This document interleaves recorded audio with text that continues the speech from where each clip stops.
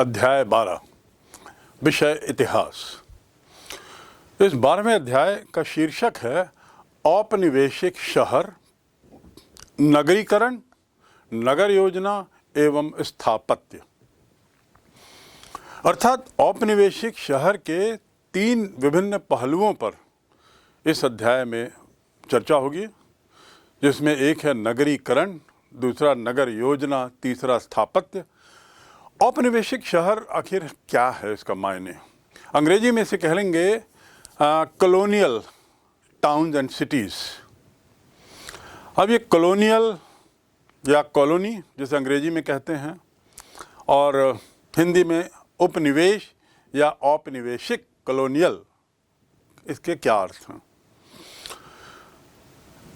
एक अध्याय में मैंने आपको बताया था, संदर्भित अध्याय में, कि अंग्रेज जब भारत आते हैं और ऐसे ही फ्रेंच, पोर्चुगीज़, डच और इसके अलावा स्पेनिश, ये लोग जब अपने साम्राज्य का विस्तार करते हैं, अपना साम्राज्य का क्षेत्र बढ़ाते हैं, दायरा बढ़ाते हैं, और उस बढ़ाने की प्रक्रिया में वे कई देशों को अपने कब्जे में करते हैं, चाहे वो एशिया के देश हों, चाहे अफ्रीका के, और चाहे वो दक्षिण अमेरिका के क्यों ना हों। इन महाद्वीपों के देशों पर कुछ साम्राज्यवादी देश, जिनका मैंने नाम लिया, ये कब्जा करते हैं। अब कब्जे का अर्थ क्या है और कब्जा क्यों करते हैं? कब्जा करते हैं अपने देश में बढ़ती हुई औद्योगिक क्रांति के मद्देनज़र जो बहुत सारे उद्योग खुले हैं, उन उद्योगों के लिए रॉ मटेरियल लाना। उदाहरण के लिए इंजन, भाप के इंजन बने थे इंडस्ट्रियल रिवॉल्यूशन के दौरान, उसके लिए कोयला चाहिए। बड़े बड़े प्लांट खोलने के लिए स्टील चाहिए, लौह अयस्क चाहिए। इसके साथ ही कपड़े बनाने की बड़ी बड़ी फैक्ट्रीज खुली थी बर्मिंघम में, मैनचेस्टर में और अन्य शहरों में। वहाँ के लिए कॉटन चाहिए। तो ये रॉ मटेरियल उन देशों में नहीं मिलता या बहुत सीमित मात्रा में। जिस मात्रा में इनको चाहिए, उसके लिए ज़रूरी था कि वे दूसरे देशों की ओर मुखातिर हों, और इसलिए वे दूसरे देशों को झांकते हैं जहाँ इनमें से कोई रॉ मटेरियल सरलता से उपलब्ध हो जाए, और इस रॉ मटेरियल को वो खरीदें या उस रॉ मटेरियल को वो मुफ्त में लेके आएं। पहली बात तो ये हुई। मुफ्त में कैसे ला सकते हैं? जब उस जगह पे कब्जा कर लें और खुद ही वहाँ के शासक बन जाएं, तो मुफ्त में रॉ मटेरियल आ जाएगा। तो एक ज़रूरत थी साम्राज्य बनाने की रॉ मटेरियल के लिए। दूसरा कारण क्या था? दूसरा कारण था, जिसके लिए साम्राज्यवाद या साम्राज्य का विस्तार करते हैं ये देश, उसका दूसरा कारण था नए नए बाज़ारों की ज़रूरत। बाज़ारों से तात्पर्य ऐसे बाज़ार नहीं है जहाँ पर सड़कों के दोनों ओर दुकानें लग जाएं, उन्हें बाज़ार नहीं कहते। मेरे संदर्भ में बाज़ार का अर्थ है ऐसे देश, ऐसी जगहें जहाँ उनके इन रॉ मटेरियल से बने हुए माल को, से निर्मित माल को खपाया जा सके, बेचा जा सके और उससे मुनाफा कमाया जा सके। खपाया बेचा मतलब फ्री में, मुफ्त में इन देशों से अपने यहाँ माल ले जाएंगे, कच्चा माल, वहाँ पे उसे पक्का बनाएंगे, अर्थात कॉटन से शर्ट बनाएंगे, स्टील लोहे से बहुत सी गाड़ियाँ और अन्य औजार और अन्य वस्तुएं बनाएंगे, कोयले से अपनी इंजनों को चालू करेंगे, जिससे कि ये सब सामान बने, प्रोडक्शन बढ़े। और फिर ये बने हुए सामानों के लिए उनको लोग चाहिए थे जो खरीदें। तो ऐसे लोगों की ज़रूरत जो एक इनके माल को खरीदें, इसने भी इन 4-5 देशों को अपना साम्राज्य बढ़ाने के लिए विवश किया या अपना साम्राज्य बढ़ाने की इच्छा इनमें जागृत की। ऐसी जो क्षेत्र हैं जिसको इन 4-5 देशों ने कब्जा किया, जैसे इंग्लैंड का ही हम उदाहरण लें, इंग्लैंड ने भारत पर कब्जा किया और उस कब्जे के पीछे यही 2 मकसद थे बस। कभी कभी अंग्रेज लोग तीसरा मकसद भी कहते हैं कि इस देश की भलाई करना, इस देश को आधुनिकीकरण की ओर ले जाना, लेकिन वह सब हम दरकिनार करते हैं। इसमें कोई दो मत नहीं कि भलाई और आधुनिकीकरण एक बाय प्रोडक्ट था, मुख्य उद्देश्य तो यही दो थे। तो भारत अंग्रेजी साम्राज्य का उपनिवेश बनता है, कॉलोनी बनता है, उनके साम्राज्य का हिस्सा जो बनता है कोई देश, तो उसे कॉलोनी कहते हैं, उपनिवेश कहते हैं। और खासकर तब उसे उपनिवेश और कहते हैं जब कब्जा करने के पीछे के उद्देश्य ये दो हों जो पूर्व में बता दिए गए अभी आपको। 18वीं 19वीं शताब्दी का काल साम्राज्यवाद का काल था, और इसका अर्थ ये भी हुआ कि साम्राज्य तभी बनता है जब कॉलोनीज कब्जे में ली जाती हैं, अर्थात यह काल उपनिवेश का भी था, औपनिवेशिक काल भी था। साम्राज्यवाद का काल और औपनिवेशिक काल ये दोनों एक ही सिक्के के अलग अलग पहलू हैं। इस काल में जब कब्जा किया, उपनिवेश बनाए, तो स्वाभाविक है बहुत से अंग्रेज आके भारत रहे, चाहे सत्ता के लिए, चाहे ये रॉ मटेरियल को खुदवाने के लिए, चाहे इस रॉ मटेरियल को भिजवाने के लिए, और साथ ही चाहे बने हुए माल को यहाँ बिकवाने के लिए। तो ऐसे में बड़ी संख्या में विदेशी भी आके रहने लगे, और साथ ही साथ उनके रहने का असर यहाँ की जो मूल जनता है उस पर भी पड़ता है। इनके रहने के परिणाम स्वरूप और कई बार उनकी ज़रूरतों को पूरा करने के लिए कुछ शहरों में बदलाव आता है।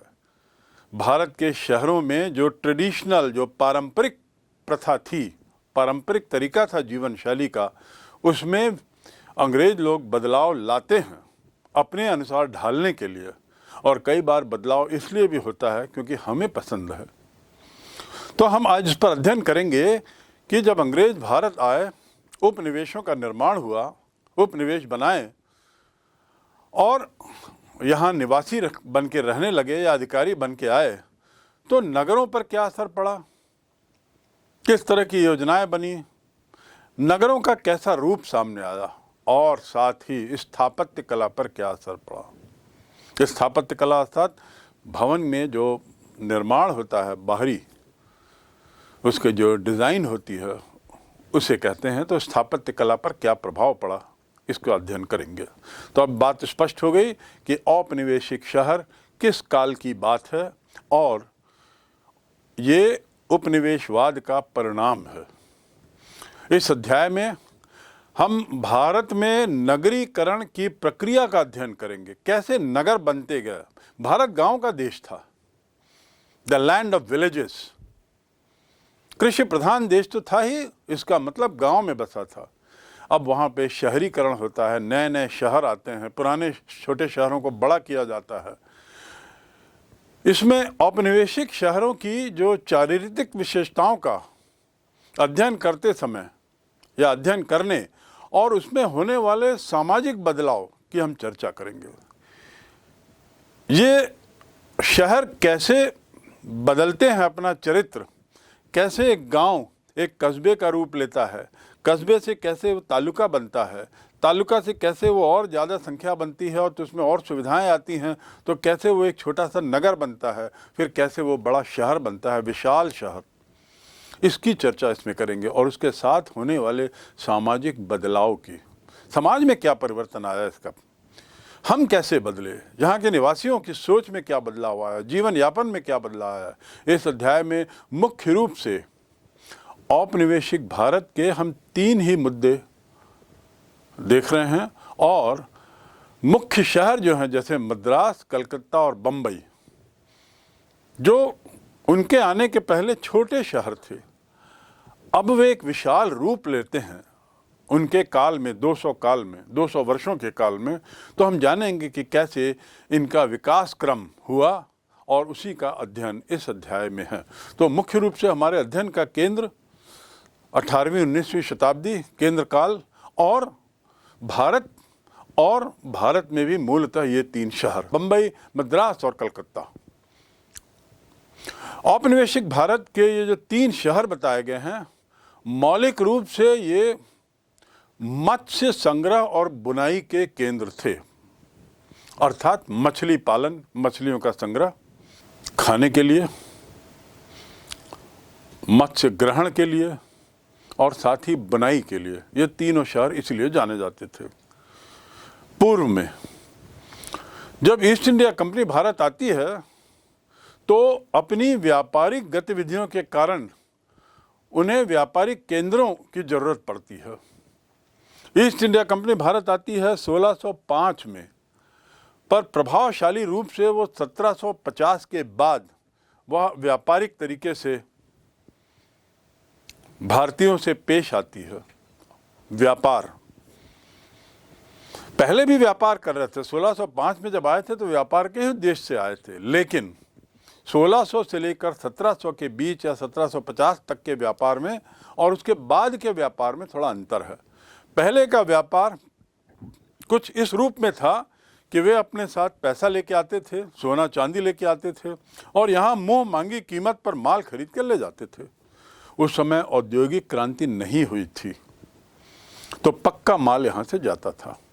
तो भारत सोने की चिड़िया बनता जा रहा था। सोना आ रहा था, चांदी आ रहा था, धन वार्धक्य हो रहा था और हमारे यहाँ की कला का विस्तार भी हो रहा था। चाहे वो कारपेट कला हो, चाहे वो चमड़े की कला हो, चाहे फर्नीचर की कला हो और अन्य तब चाहे कपड़ों की कला हो, सब की भारी मांग थी। अब इनको व्यापारिक केंद्रों की जरूरत पड़ती है 1750 के बाद, जब वे कलकत्ता में शासन करने लगते हैं और फिर अपना रवैया भारत के प्रति बदलते हैं। रवैये को एक लाइन में कहा जा सकता है इस पंक्ति में कि in trade in India cannot be carried on without sword in hand. Trade in India now cannot be carried on without sword in hand. अर्थात बिना तलवार के भारत में अब व्यापार नहीं हो सकता। अर्थात हमें जोर जबरदस्ती करनी है और जब जोर जबरदस्ती करनी पड़ेगी, जोर जबरदस्ती करना है तो फिर हमें उसके लिए ढांचा तैयार करना होगा और इसी ढांचे के बदलाव की ज़रूरत ने हमारे देश में कुछ बदलाव लाए। तो कहने का तात्पर्य है कि अंग्रेजों की व्यापारिक गतिविधियों के कारण व्यापारिक केंद्रों के रूप में ये शहर डेवलप होने शुरू होते हैं। वे शहर जो मत्स्य ग्रहण और बुनाई के लिए विशेष रूप से जाने जाते थे। ये बात हमें याद रखनी चाहिए कि भारत में अपनी व्यापारिक गतिविधि के प्रारंभ के साथ ही ब्रिटिश ईस्ट इंडिया कंपनी देश में अपनी फैक्ट्री और बस्तियों की स्थापना के लिए प्रयत्नशील हो गई थी। मैं पुनः दोहरा दूं कि अपनी व्यापारिक गतिविधियों के प्रारंभ के साथ ही यहाँ पे फैक्ट्री आदि की आवश्यकता, बस्तियों आदि की स्थापना के लिए अंग्रेजों ने प्रारंभ से ही प्रयास कर दिया था।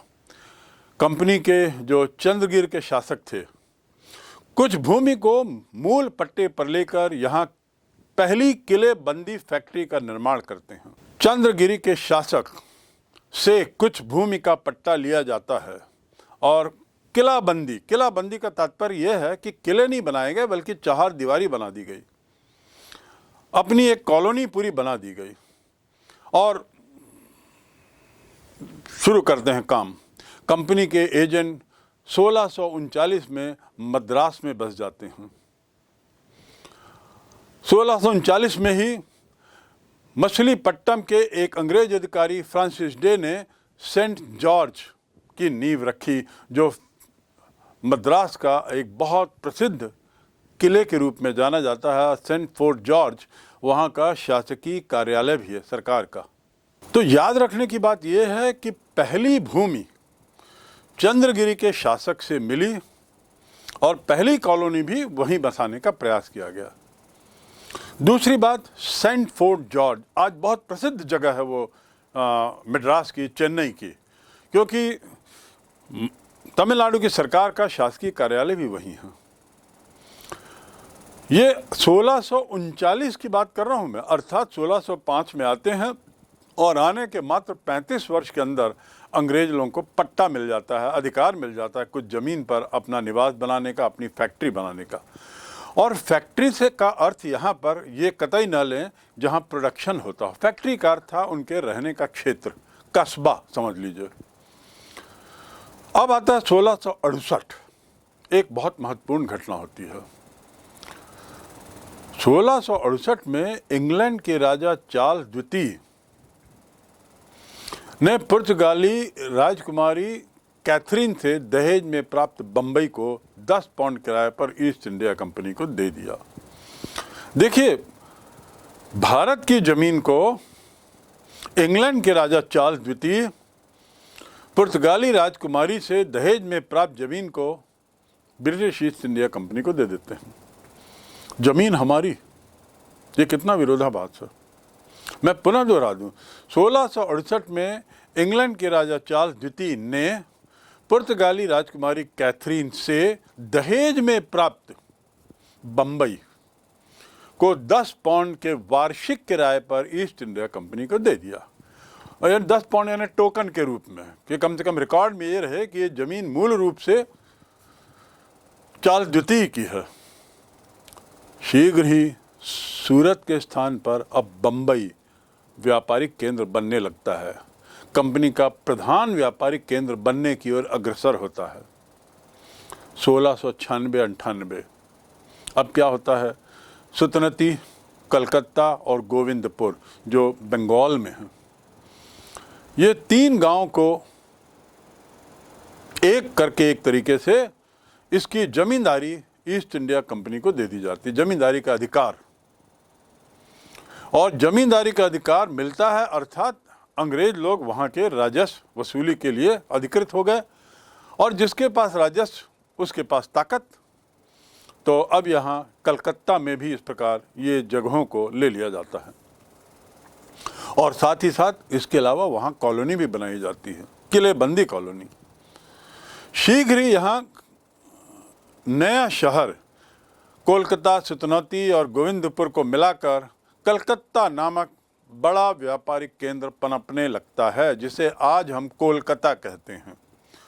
तो कोलकाता मूल रूप से 3 गांवों का सम्मिश्रण था, जो 1698 में ईस्ट इंडिया कंपनी को दे दिया गया। इसी तरह एक और फोर्ट विलियम, कलकत्ता का सरकारी कार्यालय, बंगाल शासन का सरकारी कार्यालय, ये किला बनवाया गया अंग्रेजों के द्वारा, और फोर्ट विलियम में अपना कार्यालय रखा। इन 3 बस्तियों में अपने व्यापारिक और प्रशासनिक कार्यालयों की स्थापना की। तो फोर्ट विलियम हो गया, सेंट फोर्ट जॉर्ज हो गया और मुंबई हो गया। भूमिका तैयार है आपके आगे के समझ के लिए। ये बात अंतिम जो वर्ष जो आ रहा है आपके नॉलेज में अभी, वह है 1698 अर्थात 17वीं शताब्दी का समाप्ति। अब हम 19वीं शताब्दी में आते हैं। 19वीं शताब्दी के पहुँचते पहुँचते ये तीनों कस्बे विशाल एवं महत्वपूर्ण शहरों के रूप में बदल जाते हैं, महत्वपूर्ण राजनीतिक केंद्र भी बन जाते हैं, और यहाँ से संपूर्ण देश को नियंत्रित करने की एक विधा चल पड़ती है, नियंत्रण प्राप्त कर लेते हैं।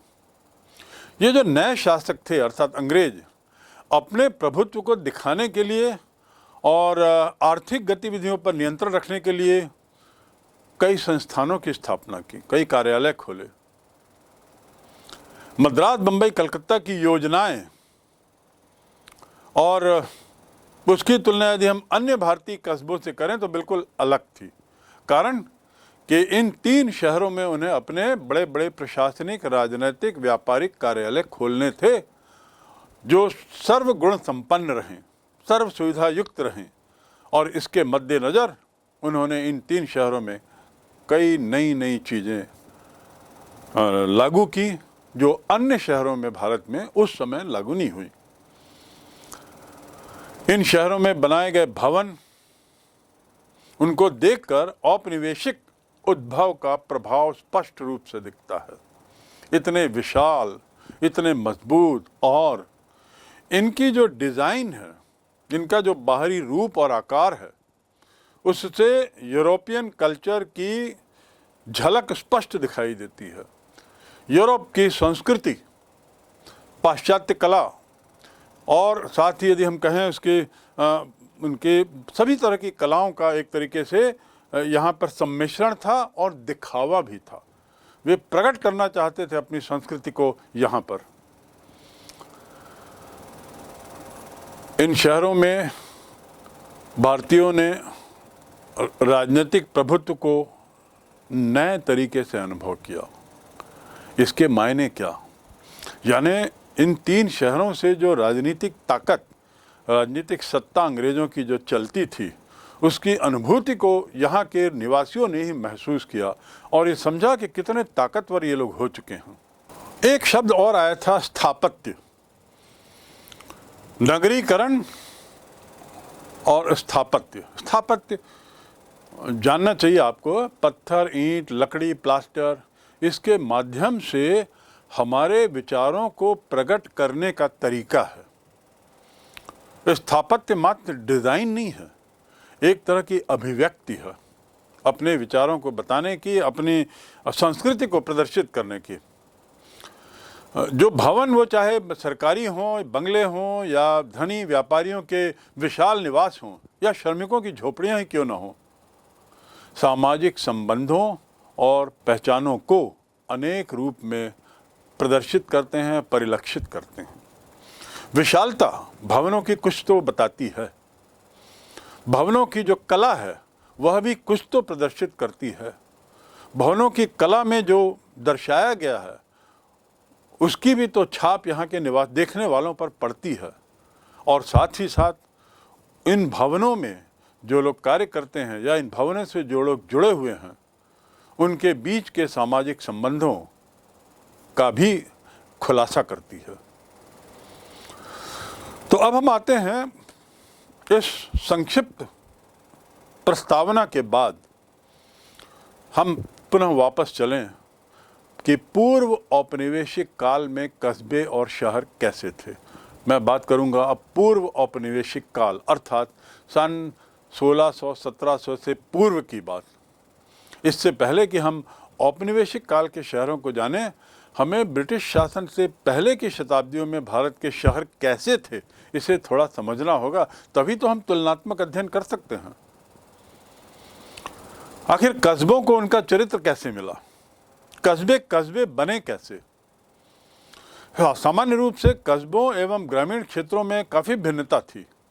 कस्बों का विकास एक खास तरह की आर्थिक गतिविधि एवं संस्कृतियों के प्रतिनिधित्व के रूप में देखा जा सकता है। कस्बे जो हैं, ग्रामीण अंचलों में खेती, जंगलों में संग्रहण, पशुपालन, ये जो थे वो जन सामान्य के जीवन निर्वाह के लिए एक मुख्य साधन हुआ करते थे। अब कस्बों में शिल्पकार, व्यापारी, प्रशासन, शासक, इन लोगों का निवास, इन लोगों के कार्यालय आदि आदि होते थे। और यद्यपि इनकी संख्या कम रहती थी, लेकिन इनका प्रभाव उस क्षेत्र में ज़्यादा रहता था, इसलिए वे क्षेत्र अब गांव ना होकर के कस्बे बन जाते हैं। एक और जहां ग्रामीण परिप्रेक्ष्य में रहने वाले लोग, गांव के लोग, अपने जीवन निर्वाह के लिए कृषि पर निर्भर थे, पशुपालन पर निर्भर थे, कस्बों के लोगों की निर्भरता इस पर काफ़ी हद तक कम हो जाती है। वे निर्भर होते हैं व्यापार पर, वे निर्भर होते हैं प्रशासनिक इन्वॉल्वमेंट में, वे निर्भर होते हैं जो अधिकारी गण रहते हैं उनके साथ कार्य करने में। वास्तव में कस्बों का ग्रामीण जनता पर प्रभुत्व रहता है, जैसा मैंने पूर्व में बताया, ज़्यादा प्रभावशील हो जाते हैं, प्रभावशाली भी हो जाते हैं, और ग्रामीण परिप्रेक्ष्य उस हद तक पीछे चला जाता है। खेती से प्राप्त मिला हुआ कर और अधिशेष कस्बों में रहने वालों की संपन्नता के प्रमुख आधार हुआ करते थे। अर्थात कस्बे में जो कार्यालय हैं, जो प्रशासन है, जो अधिकारीगण हैं, उनकी जीवन शैली जो है, कार्यशैली जो है, उनका जो जहाँ कार्य करने की जगहें हैं, उसके पीछे गांव से इकट्ठा किया गया कर, कृषि कर या अन्य कर निहित रहते हैं। उन्हीं पैसों से इनकी संपन्नता दिखाई देती थी और यही उनकी संपन्नता का आधार होते हैं। गांव के क्षेत्रों में और शहर और कस्बों में एक बहुत बड़ा अंतर यह है कि कस्बे और शहर प्रायः किले बंद होते थे, लेकिन गांव बिल्कुल खुले, उन्मुक्त। तो ये आपने दूसरा अंतर भी समझ लिया। पहला अंतर स्पष्ट हो गया कि गांव में कृषि प्रधान, कृषि और पशुपालन, कस्बों में कार्यालय, व्यापार आदि मुख्य। दूसरा, गांव में कर दे दिया जाता था, कस्बे में वही कर से ये संपन्न होते थे कस्बे के लोग। और तीसरा, किलाबंदी, गांव खुले जबकि कस्बे और शहर चार दीवारियों से घिरे रहते थे। इन अनेक विभिन्नताओं के होते हुए भी जो मैंने बताई, गांव और कस्बों के बीच का संबंध बड़ा निकट का रहता था। उनके बीच में पृथकता, अलग अलग होने का ऐसा आभास कम रहता था। उनके मध्य एक बॉन्डिंग थी। यह सुनिश्चित नहीं होता था कि दोनों अलग हैं। प्रायः किसान जो है तीर्थ यात्रा करने के लिए दूर दूर तक जाते थे और कस्बों से होकर जाते थे, तो उस हद तक कस्बे अभी भी ग्रामीण वासियों के लिए खुले थे, अप्रोचेबल थे।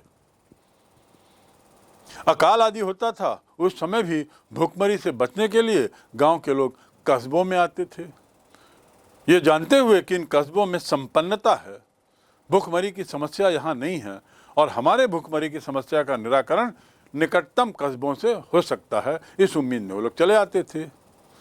और इसी तरह कस्बों से भी लोग माल बेचने, माल देने और व्यापार करने के लिए गाँवों में पहुँचते थे। तो कहने का तात्पर्य है, गांव और कस्बों के बीच का संबंध बड़ा निकट का था। कस्बों पर कभी आक्रमण होता था किसी के द्वारा, तो सब गांव वाले इकट्ठे हो जाते थे, और या फिर कस्बों के लोग शरण लेने के लिए गांव की ओर बढ़ चलते थे। व्यापारी, फेरी वाले ये कस्बों के माल को गांव में बेचते थे, और कहाँ जाएंगे? कस्बों में तो खपत जो है उनके माल की कम होगी, गांव में उसकी गुंजाइश बहुत रहती है जहां पर ये सब का निर्माण नहीं होता था। तो इसलिए गांव की ओर जाना कस्बे वासियों का और ग्रामीणों का कस्बों की ओर जाना एक रूटीन परंपरा थी। इसके परिणाम स्वरूप बाजार विस्तृत होते थे और उपभोग की नवीन शैलियों का विकास होता था। गांव से आई हुई चीज़ों की खपत कस्बे में, कस्बे से गई हुई चीज़ों की खपत गांव में, और उसका प्रभाव ग्रामीणों की सोच में, ग्रामीणों की जीवन शैली में भी पड़ता है। आज भी कमोबेश यही होता है। हम दिल्ली, बम्बई, मद्रास आदि में जो नई नई चीज़ें देखते हैं, उससे प्रभावित होकर हम उसको यहाँ अपने शहर में लेके आते हैं, उसका प्रचलन यहाँ करते हैं, और फिर उसके बाद क्या होता है, हम भी उन्हीं के ढर्रे में ढल जाते हैं। उदाहरण के लिए मोबाइल लीजिए। मोबाइल निश्चित रूप से पहले इन बड़े शहरों में प्रारंभ हुआ होगा, और आज मोबाइल गांव तक पहुंच गया है। तो कस्बों और गांव के बीच में उस काल में, कहने का तात्पर्य है, कोई ऐसी क्लियर डिवाइडिंग लाइन नहीं थी, और दोनों एक दूसरे के विकास के लिए पूरक थे। ये हुई पूर्व औपनिवेशिक काल के कस्बे और शहर।